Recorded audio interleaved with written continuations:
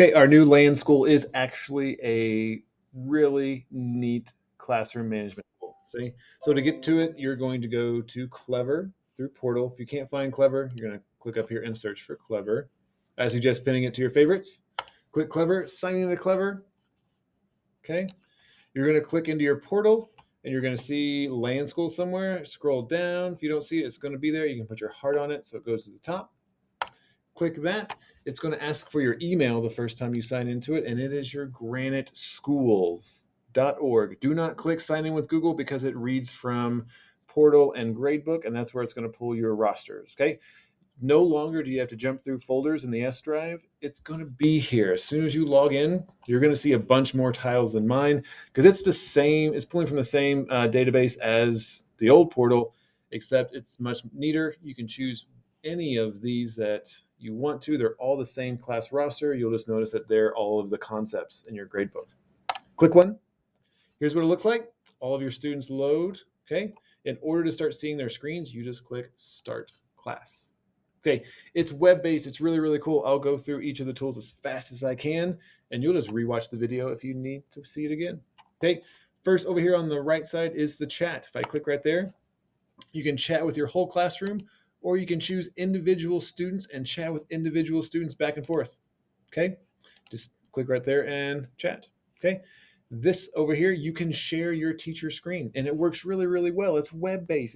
It works super, super well. So if you have something that you want students to really focus on, I suggest using this tool and pushing out your screen, whether it's your laptop or even what you have on your new LCD screen, if those ever show up. You're going to click right here and it's going to think for a little bit and ask you which screen you want to share. It's going to, you press share, you share your screen in real time. So if you're going step by step through a program or you want them to follow the steps that you do, you push your screen out, you model it for them, and then you unshare your screen and let them have their turn. Okay.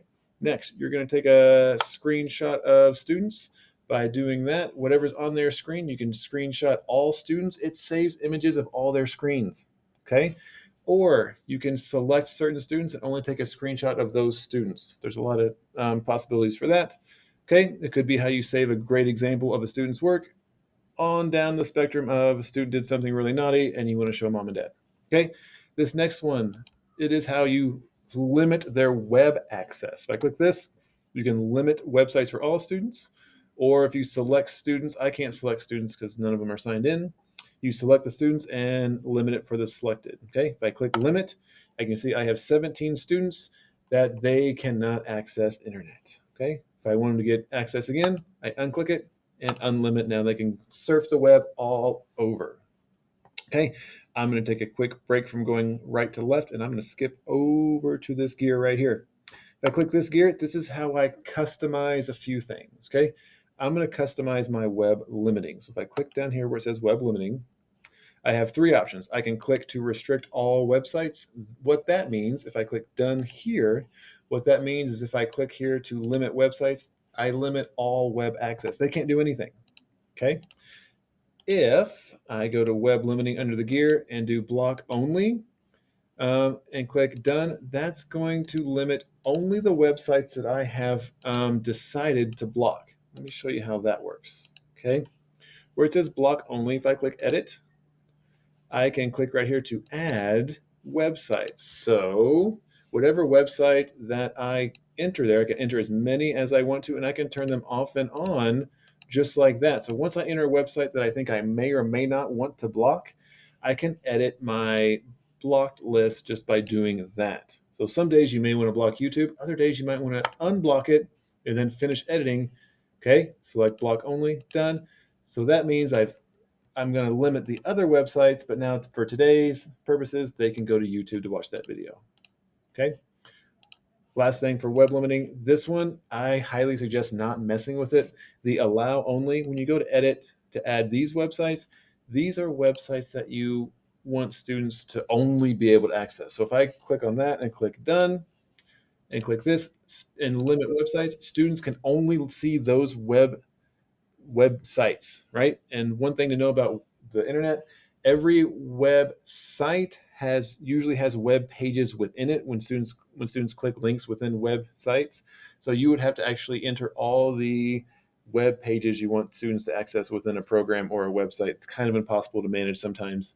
I would stick with only blocking sites you don't want them to have access to.